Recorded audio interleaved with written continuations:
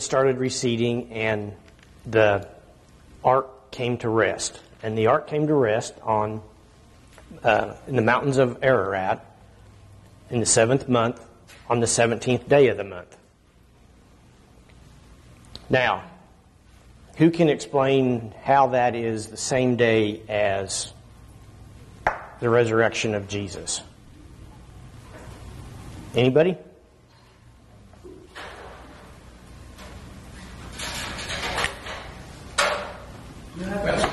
I'm not a very good teacher, I guess. Well, the flood, when the ark rested, it showed an absolute new beginning. And when Jesus rose from the dead, it was a new beginning for those who would believe in Him. Right. But those things happened on the same day. Yeah. So we're going to go back and we're going to look at the Hebrew calendar.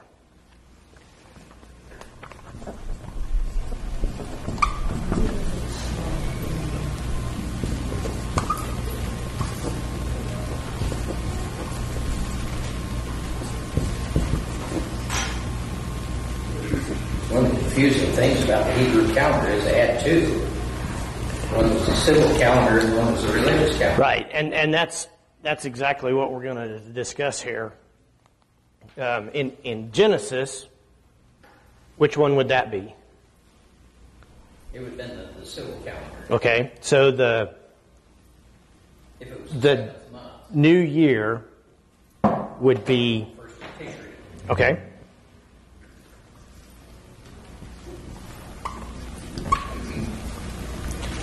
so at the time of the flood, Tishri would be month 1.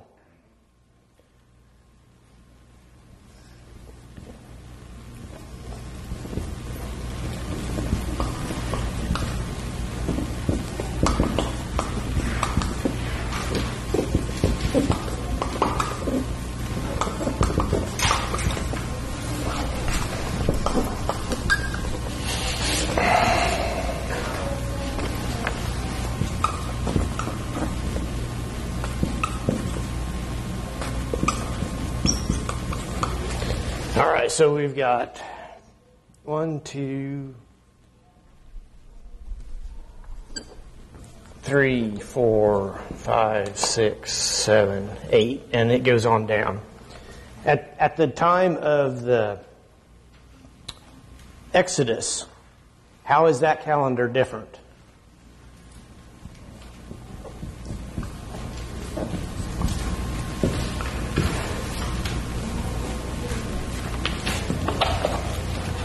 Well, had they added those odd 3 months?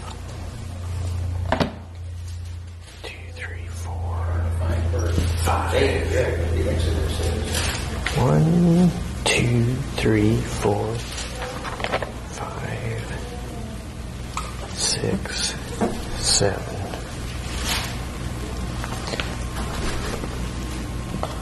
8, 9, 10, 11, 12. Well, I think that's when the first Passover was in the month of Nisan, the 14th of Nisan. Right. So they evidently switched. They said that was the first month, so that was when the religious calendar was instituted. right.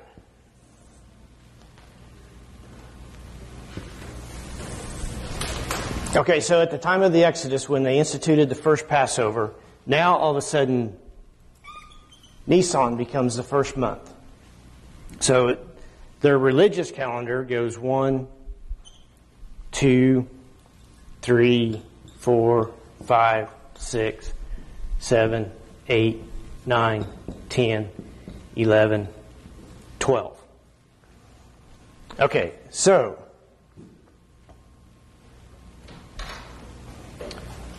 the 7th,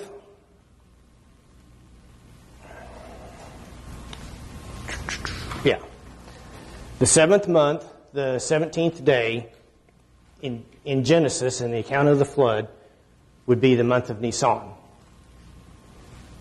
But when we get to the institution of the first Passover, now we're calling Nisan for the religious calendar the first month, And Passover was set in stone to be on the 14th of Nisan. Full moon. The full moon in the first month. And the month starts on a new moon. At the first sliver of a new moon. So that makes Passover the 14th of Nisan. So we know that 3 days after Passover, when Christ was crucified, is when he rose from the dead. So not only did the earth have a new beginning on the 17th day when the waters receded, but Christians had a new beginning on the 17th day when Christ rose from the dead. Did God tell them to change that? Who decided? Yes, God instructed the Israelites to change their calendar. In Exodus 12, we'll just start in verse 1.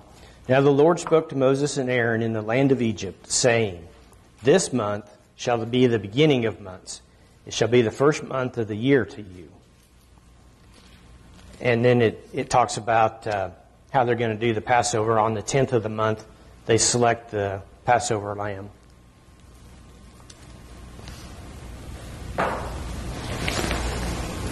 Any questions? So their calendars, their first month is March and April. For the religious, yes. And still to this day, they have both of these calendars. They use, and they actually have two more. One of them is I think there's an animal calendar, and I don't remember what the other one is, but they utilize 3 or 4 different calendars even to this day. I can't even remember what day that is with one calendar. Well, it's kind of the same thing with us. We have our civil calendar where the new year starts January 1, but the school year doesn't start January 1. So we have a school calendar, and we have a civil. Calendar starts in October. Yeah. So, we utilize In your business, you can start your new calendar year whenever anytime. Yeah. So we utilize different calendars too. Well, in the civil calendar, Rosh Hashanah, which is the first day of the month of Tishri, begins the days of awe, as they call it. Mm-hmm. Because it's 10 days after Rosh Hashanah is Yom Kippur, the Day of Atonement. And then it goes right on into the Feast of Tabernacles. Mm-hmm. But things get so goofed up in the Hebrew calendar. Was it 3 times in 12 years, or once in every? That they have to add a leap month. A whole month, and it's more than that. It's like 9 times in 17 years, something like that. They add a whole month, a whole another 30 days, and they add another month of Adar. So they have an Adar 1, and if it's a leap year, then there's an Adar 2. And the whole reason that they do that is because the Hebrew calendar it's based on the moon cycles, and the lunar cycle is like 28 and a half days or something. So in order to keep Passover at barley harvest, if it was a strictly lunar calendar, then over the course of time, Passover could be any time of the year.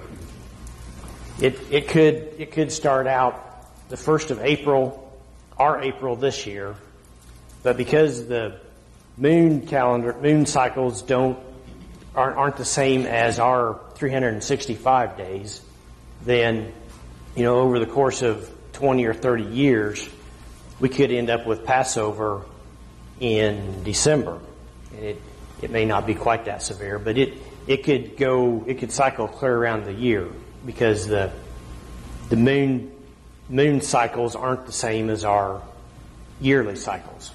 So in order to reset those so that Passover always is during the barley harvest, they add this extra month.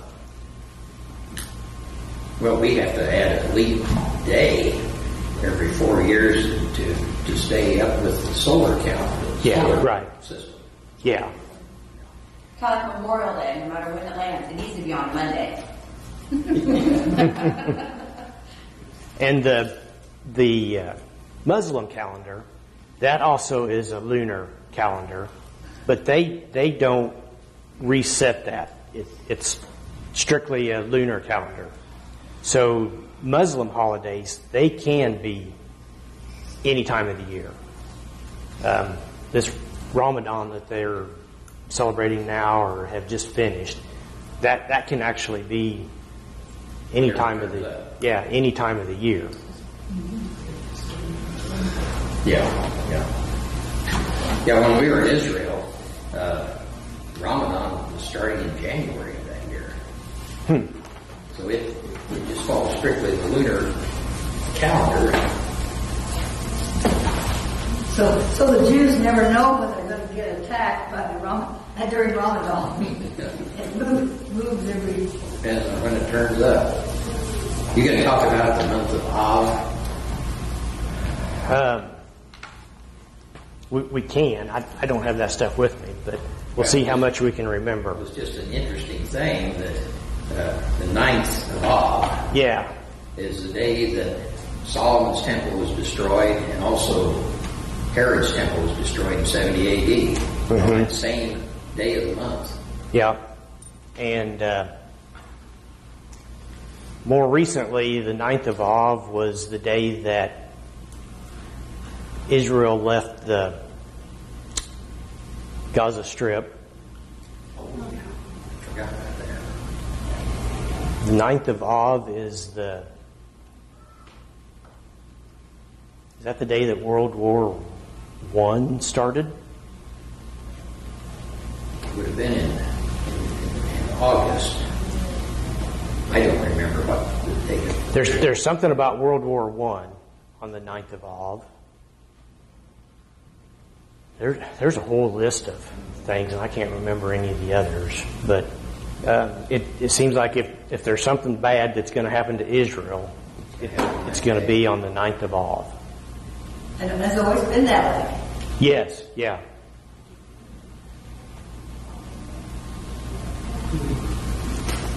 That must be very infuriating for people who just say a bunch of men wrote this Bible and that it isn't really the sacred word of any God, because these things are very hard to attain in coincidence over thousands and thousands of years. Yeah. We're going to look at one more thing in Numbers, chapter 2.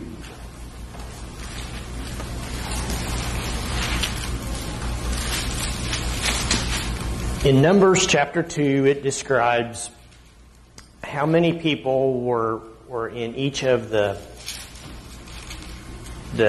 12 tribes, and it tells how they camped around the tabernacle. Does anybody know the significance of this? Well, God told them specifically where each tribe was to be and their responsibilities. They Right. had special responsibilities. And if you were to look down from overhead with everybody camped out, anybody know what that's going to look like? Look at the cross. A cross. Yep. So we're going to look at that this morning. Well, go ahead. Go ahead. Well, I just going to... The first mention, the one on the east toward the rising sun, is Judah. Yep. Judah was not the firstborn. Reuben was, but Reuben forfeited his right of primacy because of his immorality. So Judah, of course, being the tribe from which Jesus came, is in the honored position toward the rising sun.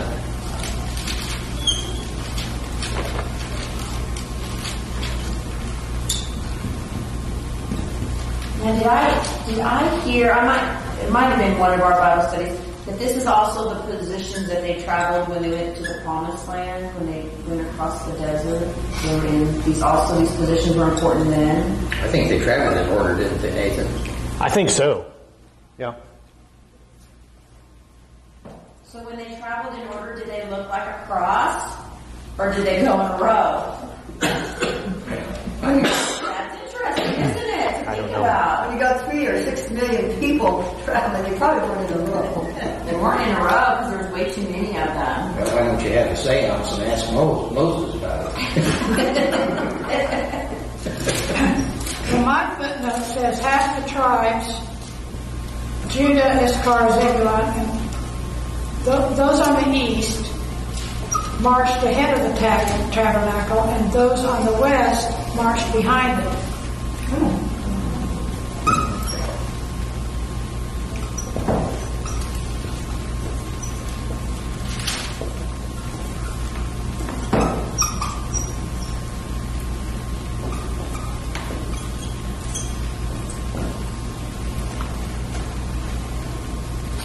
Okay, so Bruce brought up an interesting point with the tribe of Judah.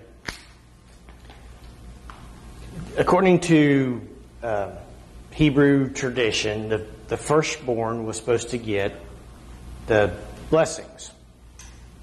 Okay? Who was the firstborn of Jacob? Reuben. Okay? And what happened to Reuben? He sinned. Okay? Who was the secondborn? Simeon? No. Simeon? It was Simeon or Levi. Maybe it was Simeon. Okay? Why didn't Simeon get any of the... Well, Simeon and Levi were kind of renegades. Pretty violent men. They killed this one enemy tribe. Okay? Didn't their dad say they were like immoral? Yeah, so Reuben and Simeon, they both sinned. So they missed all of the blessings. I think the thirdborn was Levi, and he became the priest and didn't get any of the land. That is so interesting that the tribe of Levi was selected by God to be the priestly tribe, because Levi and Simeon were violent people. Of course, God knew what he was doing, I know.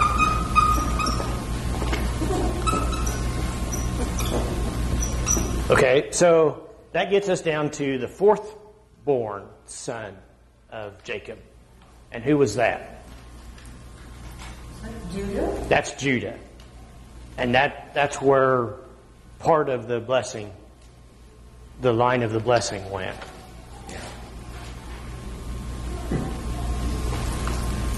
Now, did Judah get all of the blessing? He did not. Okay.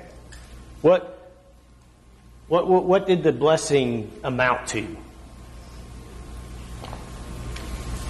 It was a kingly line.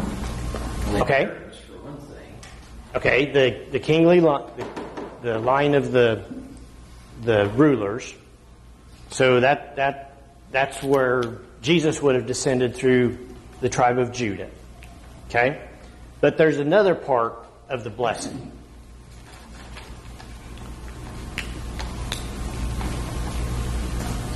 Is that where the covenant? Oh, all you farmers, you should be familiar with this, passing land down to One your... was the material blessing, and the other was the spiritual blessing. Yeah, okay, inheritance. Okay, so the other part of the blessing was the land.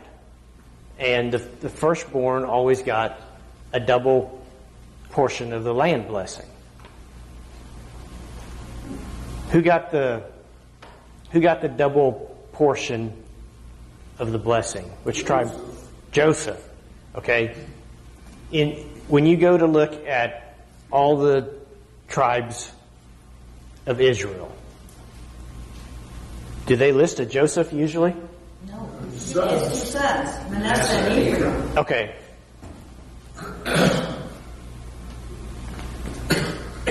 And they got a huge amount of the land.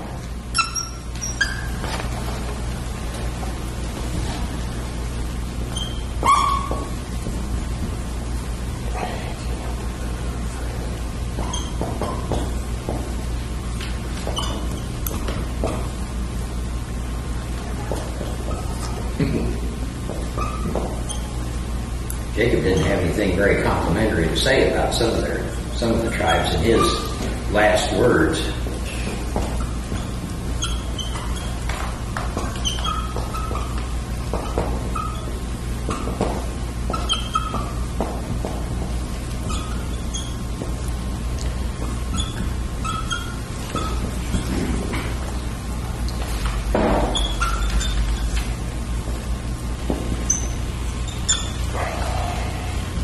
Okay, each of the 12 tribes was grouped into camps, and there were three tribes in each camp. So the camps were known as Judah, Reuben, Ephraim, and Dan. And Judah, the camp of Judah would have been to the east of the tabernacle. The camp of Ephraim would have been to the west. The camp of Dan was to the north. And the camp of Reuben was to the south.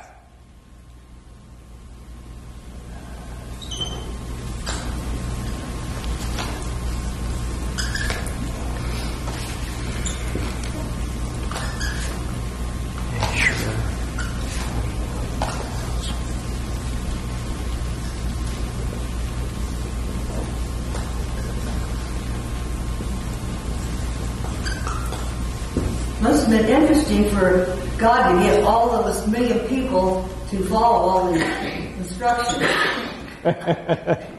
It wouldn't have been easy, would it? Okay, so in the camp of Judah, there were 186,000 people. In the camp of Reuben, there was 151,000. In the camp of Ephraim, there was 108, and in Dan, there was 157. So as they camped,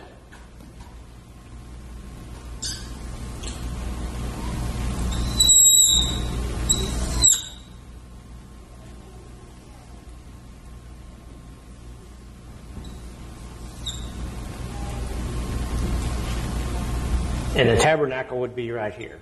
So down here was Judah with the most people, the longest branch. Up here was Ephraim, the shortest branch. Right here. And then on each side was Dan and Reuben, 151,000 and 157,000. So those were about equal.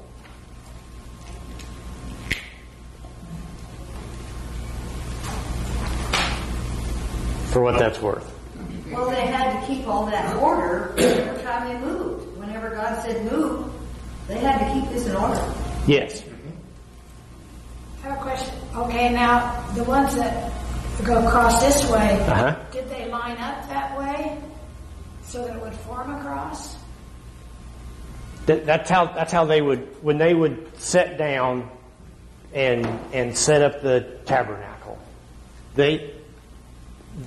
These people would, that's where they would live, would be right here. Did they live in that formation though? And when they were Yes. marching, she's asking when they marched, did they stay in that same order? Well, I'd be surprised if they marched like that, because it'd be so wide. But when they stopped and set up their tents or wherever they were going to sleep, that's when everybody would camp around the tabernacle. And if you look down from on top,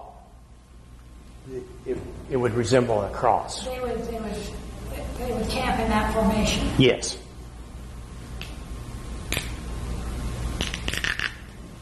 Interesting. There's a picture all through the Bible of the way God set it up. In Genesis, there's a Revelation, all fit together. Interesting. Any other questions, comments? Jacob gave his last words to his sons. You ought to read that. Here again, this, especially the tribe of Levi, who were chosen to be the priestly tribe. Here's what Jacob had to say about Levi and Simeon. Simeon and Levi are brothers. Instruments of cruelty are in their dwelling place. Let not my soul enter their council. Let not my honor be united to their assembly. For in their anger they slew a man, and in their self-will they hamstrung an ox. Cursed be their anger, for it is fierce, and their wrath, for it is cruel. I will divide them in Jacob and scatter them in Israel. Well, the tribe of Levi did not inherit any land. No. They subsisted on tithe from the other tribes, as they probably should have to be the priesthood. But then Dan, of course, didn't get much complimentary word from Jacob either. Dan shall judge his people as one of the tribes of Israel. Okay, Dan shall be a serpent by the way, a viper by the path, that bites the horse's heels so that its rider shall fall backward. I have waited for your salvation, O Lord. This is in Genesis 49. For one day in the inheritance at the beginning of the share with Judah, was it? That was Simeon, wasn't it? It was in the middle. The little tribe was in the middle of Judah. Yeah, but Dan's the one that moved out. Well, he moved out. He went up, fell into idolatry. Yeah, because he wasn't happy with what he got, so he took his own.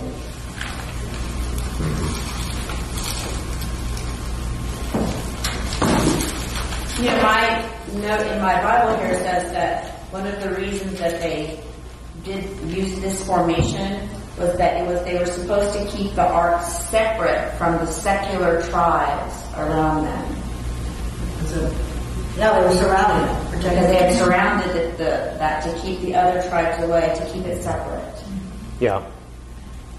It was Simeon that was in the middle of Judah. His tribe was right in the middle of Judah.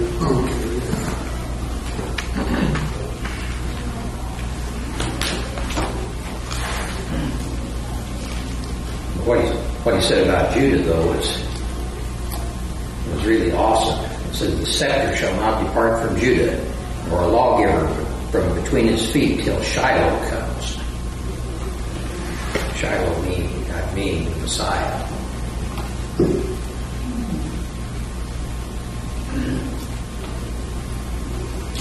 Any other comments? Well, to put it in perspective, didn't they say are there 50,000 people that live in Salina at the last census? Well, not quite. 48,000 something. So that would be like 3 Salinas. How far Salina stretches some of those encampments. There's 400,000 in Wichita, or there used to be. Yeah. So a huge amount of people moving around. It's just a huge amount. You wonder how could that many people be lost for 40 years? Only by the divine intervention of God could that many people wander in a desert for 40 years. Right. That was just the man. Yeah. Yeah, that's right. 20 years of age. Yeah, that wouldn't have included any of the women or children. Yep. So just think how much manna would have had to have been provided every day. And water to feed. Yeah. Well, they would have been all in all those Arab lands, which the Arab lands where they've been, they weren't in Israel, so they were all around out there in the desert. Right. Yep. Basically the Sinai Peninsula. Makes me wonder if they had cattle, what did they feed them? Out in that area, that is some of the most horrible desert you'd ever see. Manna. God dumps some wrong. Maybe they ate that. No, they wouldn't have to feed them. They didn't eat just cactus. Yeah. That wilderness of Paran in the southern part of what is now Israel down toward the Sinai. I don't think there's even enough out in that area for sheep to get along. That's a horrible desert. Do we know whether or not back then was it the same type of desert it is now? Because western Kansas is high desert.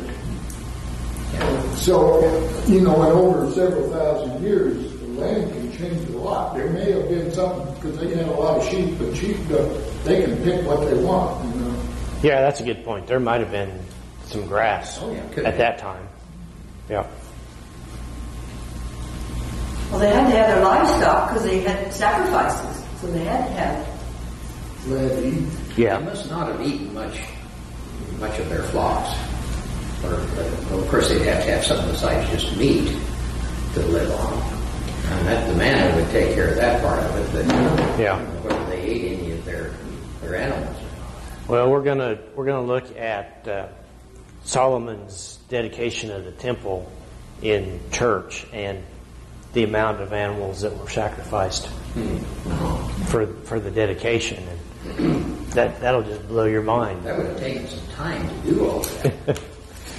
Well, just think how big the flocks and the herds would have had to have been to be able to have gotten rid of this many and not affected them. Right. It seems to me, I read somewhere that if they had, with the number of people they had, if they'd have eaten their livestock, it wouldn't have lasted any time at all. So they couldn't have eaten much of it. No, that's true. But they did eat what they sacrificed, didn't they? Well, the priesthood got what wasn't consumed by fire. The priests were given the meat of the sacrifice and the grain offerings too. When Solomon had that big feast, everybody that came ate. When they killed all those sheep and goats and bullocks. And they would smell kind of Yeah. That's why they burned incense. good. I would like the smell of incense. Well,